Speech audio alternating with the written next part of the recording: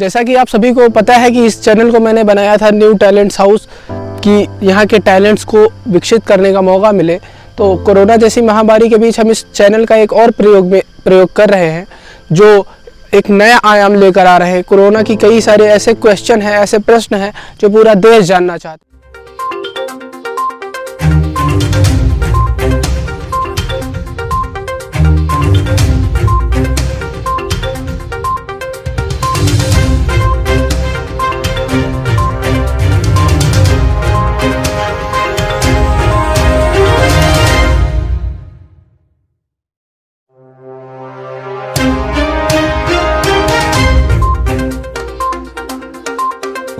नमस्कार, मैं अमी भरद्वाज आप सभी के सामने आज एक पत्रकार के रूप में प्रस्तुत हूं। अपने कुछ सवालों के जवाब पाने के लिए आज हम इंटरव्यू करने जा रहे हैं, एक साक्षात्कार करने जा रहे हैं यहां शहर के बहुत ही नामी और प्रतिष्ठित व्यक्ति श्री अमिताभ त्रिपाठी जी का, जो यूएसए अर्थात यूनाइटेड स्टेट ऑफ अमेरिका के थिंक टैंक के मेंबर और पत्रकार हैं। साथ ही वो एक युवा लेखक भी हैं जो लोगों में जागरूकता फैलाने का कार्य करते हैं।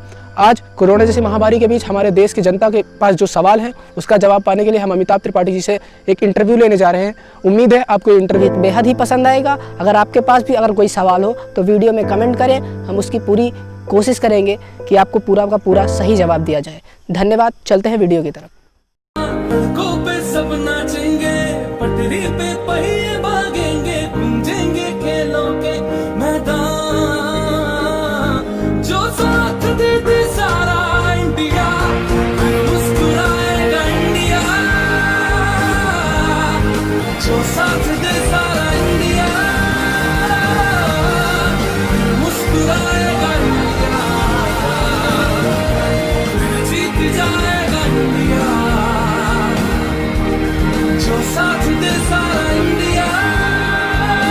बताया था, अब हम लोग सीधे पहुंच चुके हैं श्री अमिताभ त्रिपाठी जी के निवास पर। यहाँ पर हम आज इनके निवास के सामने खड़े हैं।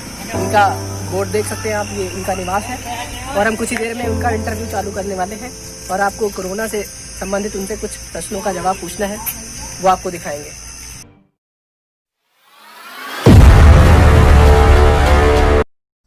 तो हम यहाँ पर उपस्थित है श्री त्रिपाठी जी के समक्ष और हमें पूरा विश्वास है कि वो हमारे सभी सवालों का सकारात्मक सही जवाब देने की कोशिश करेंगे और देंगे भी।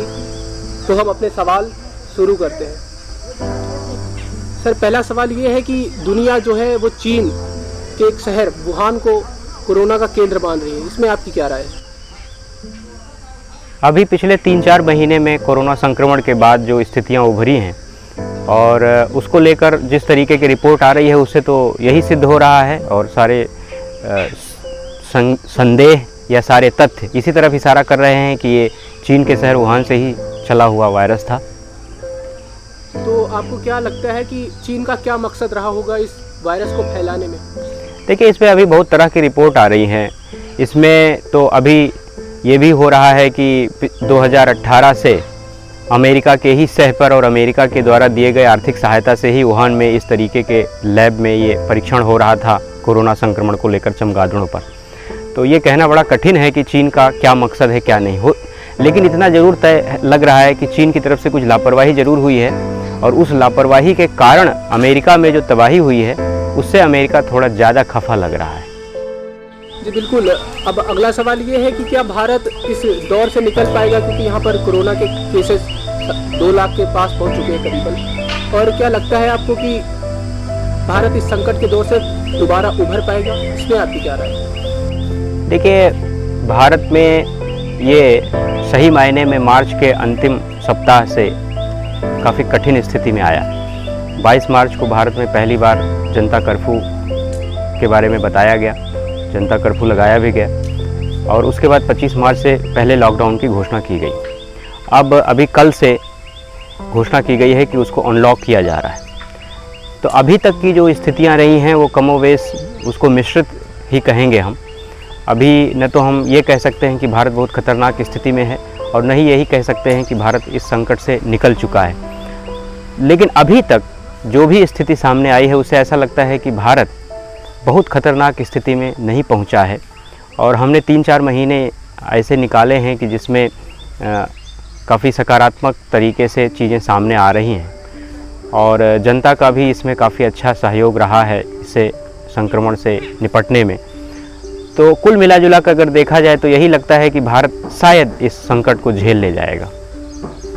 इटली और रूस, अमेरिका ऐसे ताकतवर देश जहाँ पे मेडिकल फैसिलिटी इतनी अच्छी है, वहाँ पे अगर उन देशों का ये हाल है, लोग कहते थे कि भारत में अगर फैल गया तो कुछ नहीं हो पाएगा, यहाँ के लोग थोड़े ज़्यादा अच्छे भी नहीं, यहाँ की मेडिकल फैसिलिटी भी अच्छी नहीं है, तो उसके बाद भी भारत कोरोना के बीच विश्व गुरु बन के निकल रहा है। तो आपको क्या लगता है कि भारत से लोगों को कुछ सीखना चाहिए या फिर विदेश से भारत को कुछ सीखना चाहिए? देखिए, इसमें दो बातें हैं।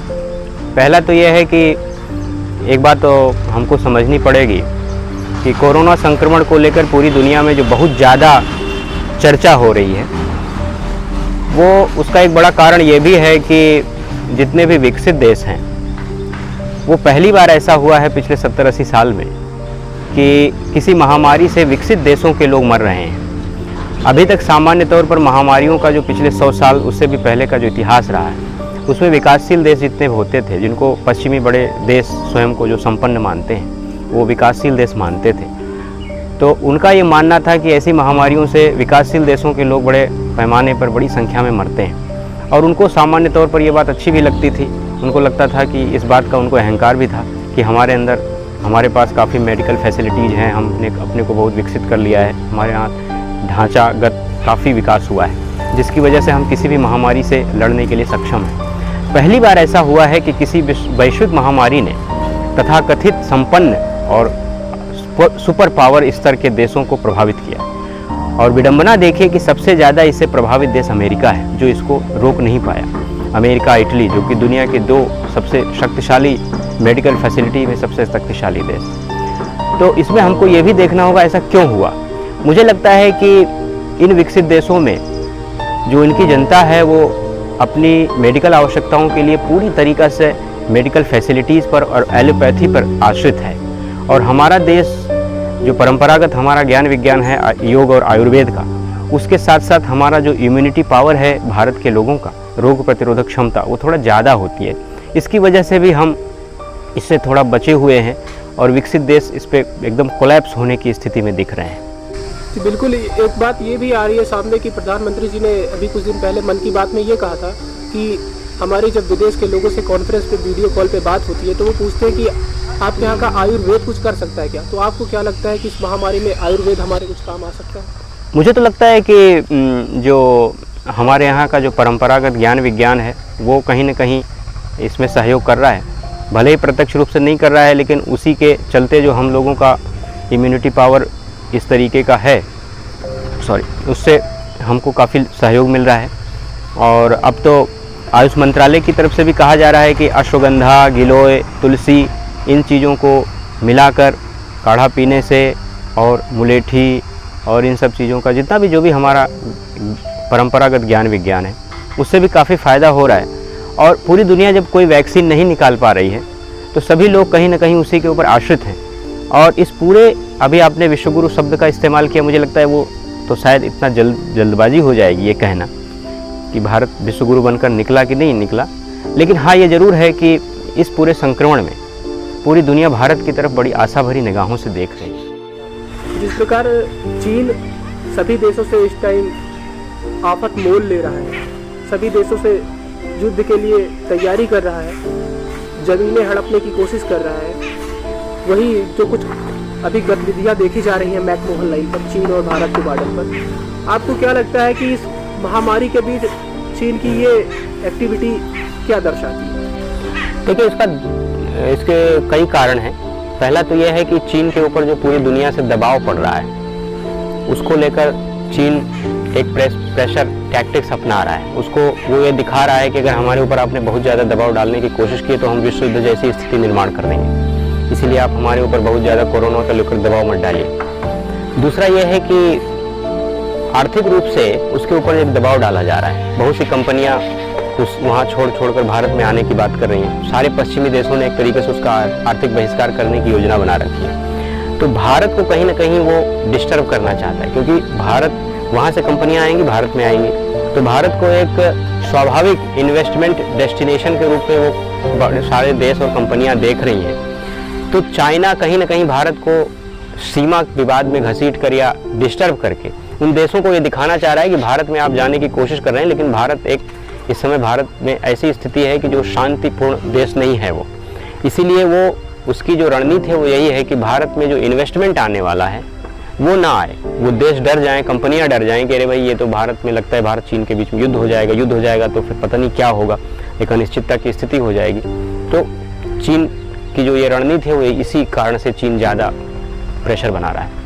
और इस बार और इस वक्त जो काफ़ी सारी बातें आ रही है सोशल मीडिया पर भी, राहुल गांधी जी द्वारा भी, सोनिया गांधी द्वारा भी, कि हम चीन से जो कंपनियां यहाँ भारत आ रही हैं हम उन्हें क्यों ला रहे हैं, भारत की कंपनियों को क्यों ना विकसित किया जाए जिससे भारत की ही अर्थव्यवस्था सुधरेगी। तो इस पर आपकी क्या राय है? नहीं, देखिए, जो मैन्युफैक्चरिंग सेक्टर है पूरी दुनिया में उसको पूरी तरीके से उसका एकाधिकार पिछले कई दशकों से चीन के पास था। तो सिद्धांत रूप में कहने में बड़ा अच्छा लगता है कि हम अपनी कंपनियों को बढ़ाएंगे, करेंगे, इसमें तो कुछ समय लगेगा ना। अब वहाँ से तुरंत कंपनियाँ आएंगी, उनके पास जो निर्माण कार्य हो रहा है, जो भी मैन्युफैक्चरिंग वो कर रहे हैं, वो वहाँ से हटा के भारत में करना शुरू कर देंगे। फिर उसके बाद उसका जो प्रोडक्शन होगा वो पूरी दुनिया में जाएगा, निर्यात किया जाएगा, तो उससे तो भारत में ही रोजगार बनेंगे। तो इमीडिएट जो रोजगार की समस्या भारत में, यही राजनीतिक दल बार बार कहते हैं बेरोजगारी है। अब बेरोजगारी की किसी समस्या का समाधान कहीं से निकलता दिख रहा है तो ये कह रहे हैं कि इसका समाधान क्यों कर रहे हैं। इनको आप समझिए, इनको समस्या इस बात से नहीं, इनको ये है कि बहुत हजारों की संख्या में लोग आ जाएंगे तो लाखों लोगों को रोजगार मिल जाएगा। तो एक बड़ा जो मुद्दा इनके हाथ में है कि बेरोजगारी वो हाथ से चला जाएगा। ये इनकी समस्या नहीं है, हमारे ख्याल से इनका एक अधिकार है जो विपक्ष के पास होता है कि बुराइयां करना, वो कर रहे हैं। पर अगला सवाल ये है कि क्या जैसे ही सारी दुनिया में कोरोना फैल रहा है, भारत में भी काफ़ी भयावह स्थिति है। इस बीच एक खबर आ रही है कि दिल्ली में केस छिपाए जा रहे हैं, आंकड़े छिपाए जा रहे हैं, मौत के और संक्रमित के आंकड़े छिपाए जा रहे हैं। इस पर आपकी क्या राय है? क्या छिपाए जा रहे हैं, और छिपाए जा रहे हैं तो क्यों छिपाए? देखिए, मैं तो दिल्ली में भी रहता हूँ और इसलिए मैं दिल्ली के बारे में बड़े अच्छे से जानता हूँ। अरविंद केजरीवाल के बारे में मेरा ये अपना व्यक्तिगत मत ये है कि केजरीवाल सामने आकर एक सच्चे व्यक्ति के रूप में स्वयं को प्रस्तुत करने का प्रयास करते हैं, लेकिन वो कभी सच नहीं बोलते हैं। जो वो कहते हैं वो करते नहीं, और जो करते हैं वो कहते नहीं।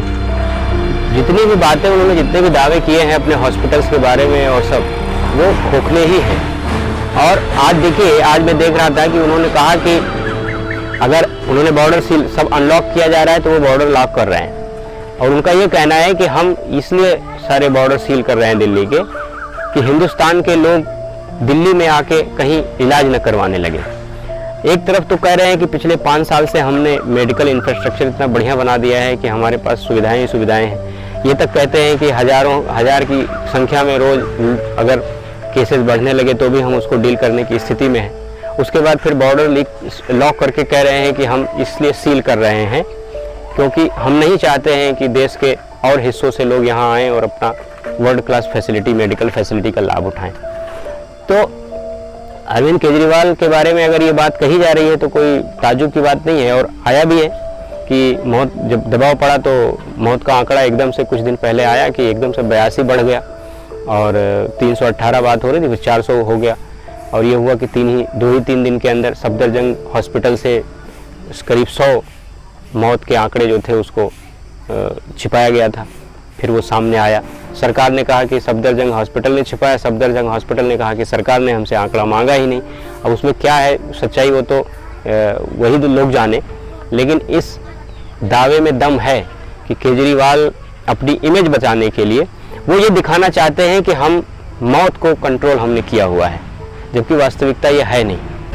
भारत के लगभग सभी राज्यों में कोरोना के केस पाए गए हैं। आपको क्या लगता है कि इस कोरोना जैसी महामारी से निपटने के लिए सबसे ज़्यादा इंतजाम किए गए हैं, सबसे ज़्यादा व्यवस्था की गई है, वो किस राज्य में की गई है? और सबसे अच्छी व्यवस्था मेडिकल फैसिलिटी किस राज्य में? देखिए, ये मुझे लगता है ये तो सभी राज्यों ने अपने अपने हिसाब से अच्छा ही काम किया है।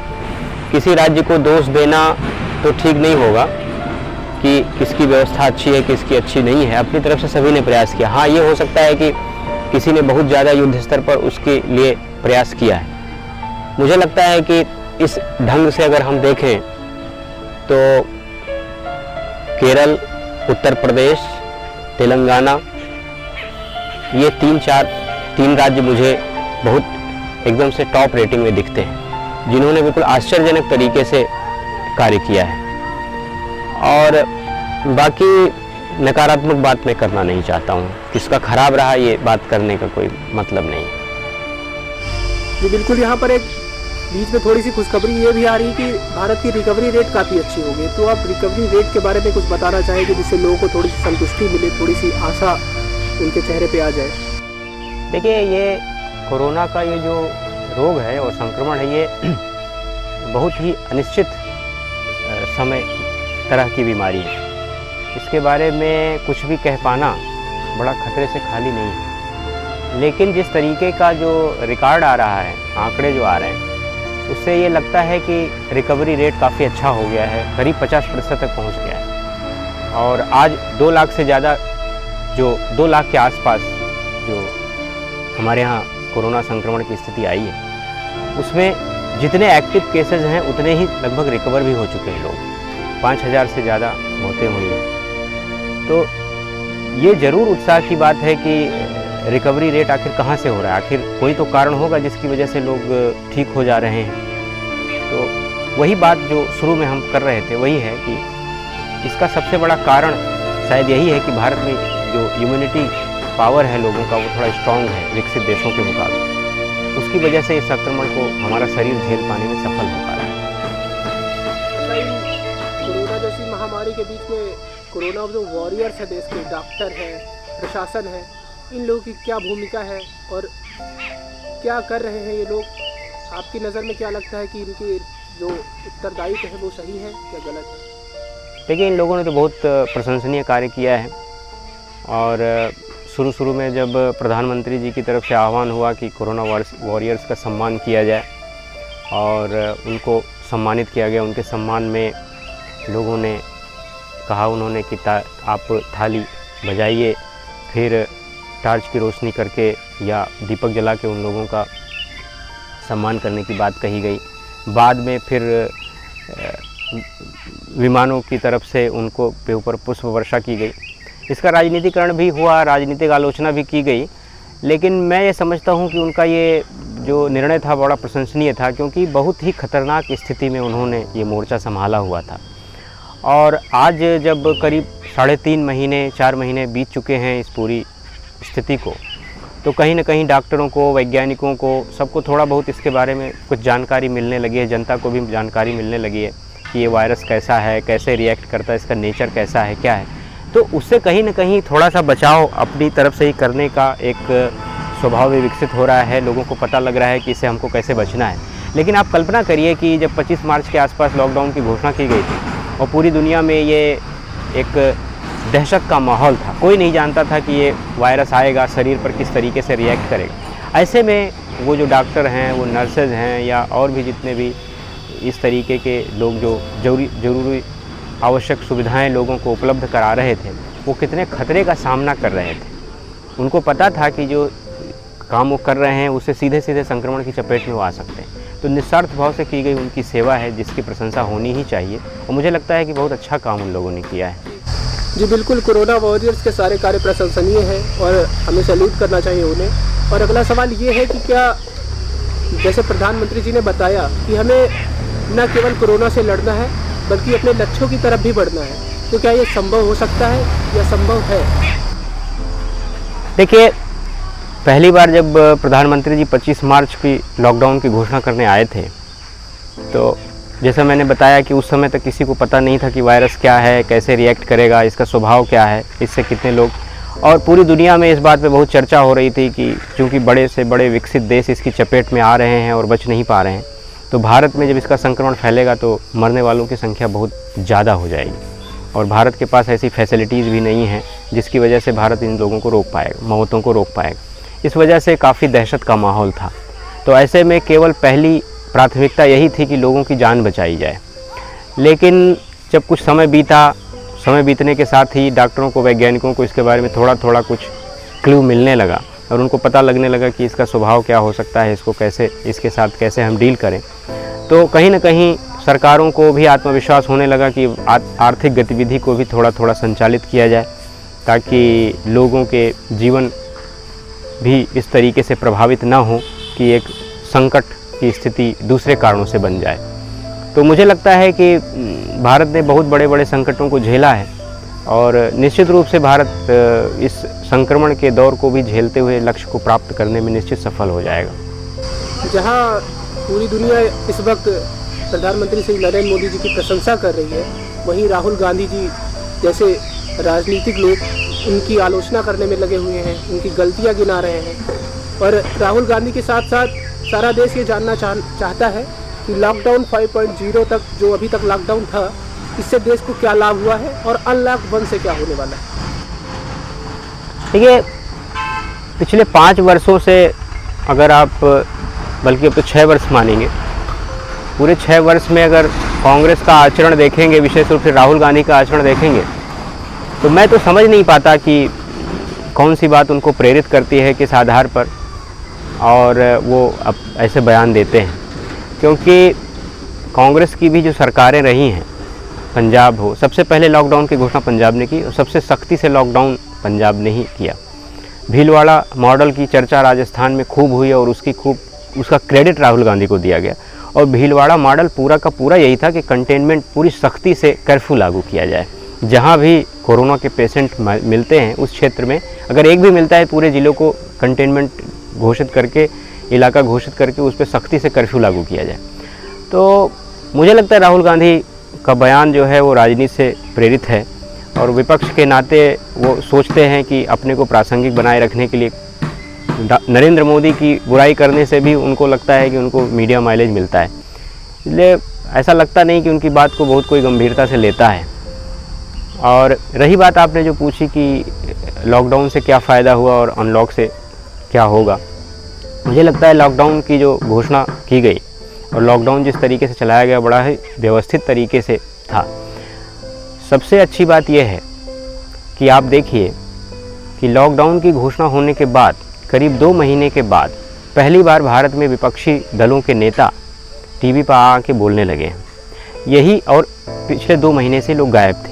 यही इस बात को दर्शाता है कि लॉकडाउन जो लगाया गया उसका फ़ायदा हो रहा है। कहीं ना कहीं लोगों को ये लगने लगा है कि कोरोना निश्चित रूप से अब मौत की गारंटी नहीं है।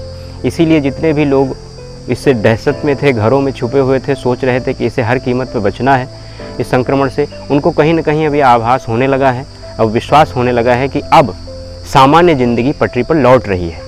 तो अब विपक्ष की जो भूमिका है उसका निर्वाह करते हुए मोदी की आलोचना करने का जो उनका काम है उसको करना उन्होंने शुरू कर दिया है। तो यही बात को दिखा रहा है कि इस पूरे अभियान में लॉकडाउन का जो सहारा लिया गया सरकार की तरफ से वो बड़ा वैज्ञानिक और व्यवस्थित था और सफल भी रहा है।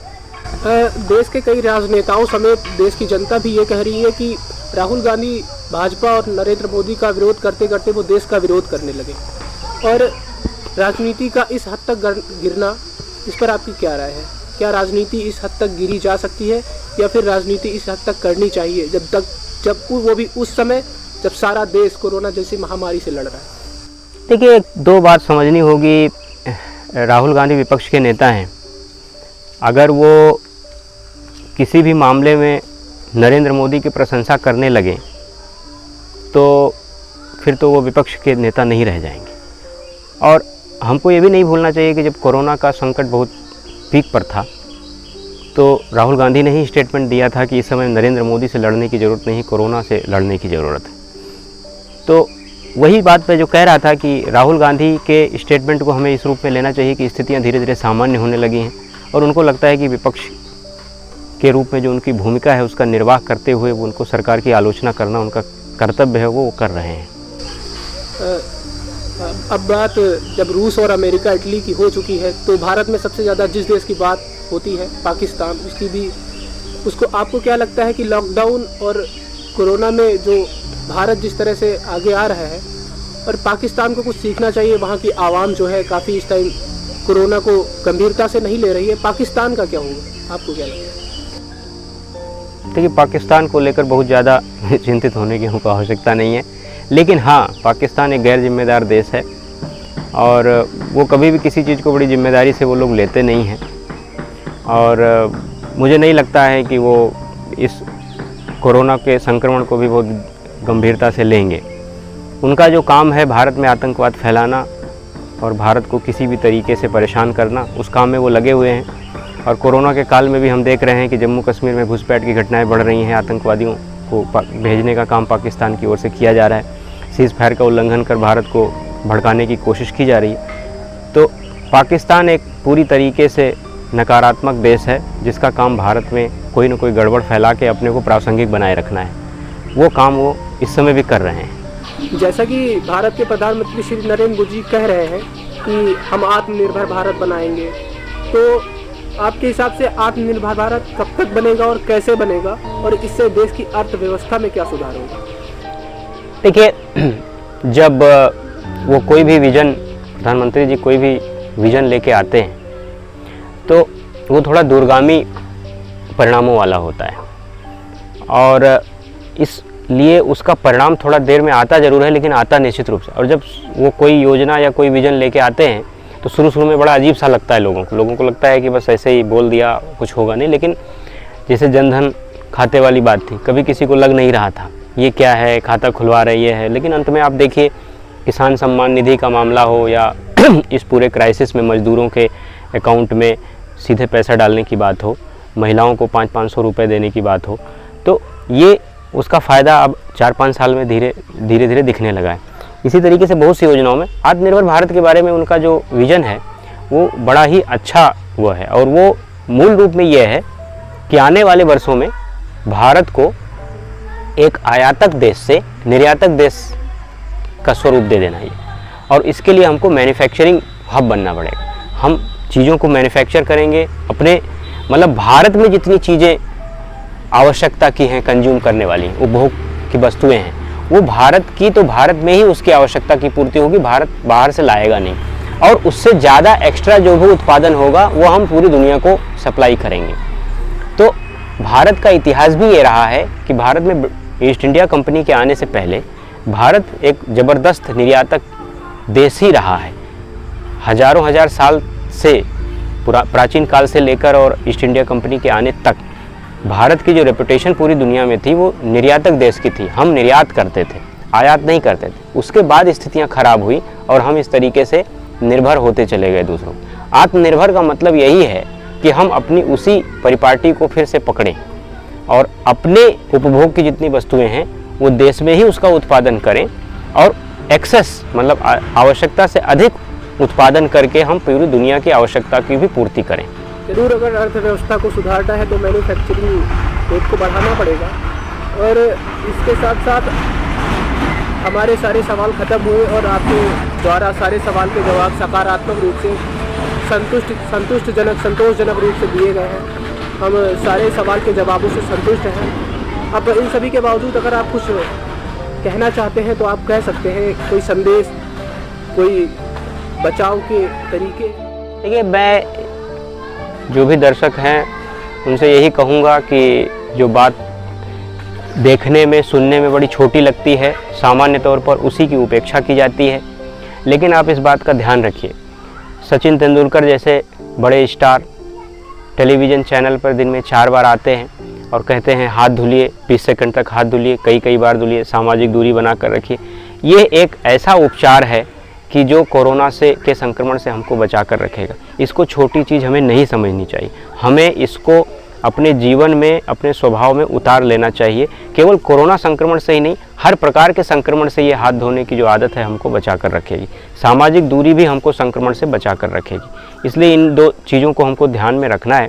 इसके अलावा जो आयुर्वेद के जितने भी सिद्धांत हैं उसकी तरफ से जो काढ़ा की जो बात की गई है उसका भी प्रयोग करना चाहिए।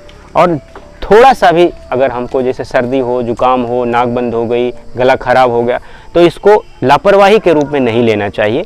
इस पर तुरंत सतर्क होना चाहिए और हमको तुरंत इस बात का प्रयास करना चाहिए, मान लेना चाहिए कि हो सकता है ये बढ़कर कोरोना का संक्रमण का स्वरूप ग्रहण कर ले।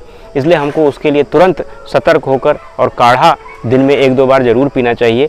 और ये मानकर चलना कि गर्मी है तो काढ़ा तो सर्दी में पिया जाता है, ये नहीं मानना चाहिए। वैसे भी अब मानसून का सीज़न आने वाला है, बारिश होगी, जगह जगह जल भराव होगा, दूसरे भी और जो इन्फेक्शंस होते हैं वो भी बढ़ेंगे। इसलिए थोड़ा और ज़्यादा सतर्क होने की आवश्यकता है। डरना नहीं है, डराना नहीं है, घबराना भी नहीं है, स्वयं जागरूक रहना है, आसपास के लोगों को जागरूक रखना है और जिससे भी हम मिलते हैं उसके बारे में हम ये मान कर चलें कि उससे किसी प्रकार का, उससे भी डरे नहीं, उसके साथ कोई भेदभाव नहीं करें, लेकिन ये मान कर चलें कि हो सकता है उसको कोरोना हो। तो अगर उसको कोरोना होता तो हम कैसे अपने को सतर्क रखते, उस तरीके का अपने व्यवहार में और स्वभाव में हम ये लाएं तो सब कुछ सामान्य रूप से चलेगा। मेरा आप लोगों से यही। इसी के साथ हम सवालों की लिस्ट को विराम देते हुए श्री त्रिपाठी जी से विदा लेते हैं। नमस्कार। सभी लोग घर पर रहें, सुरक्षित रहें, हाथ धोते रहें।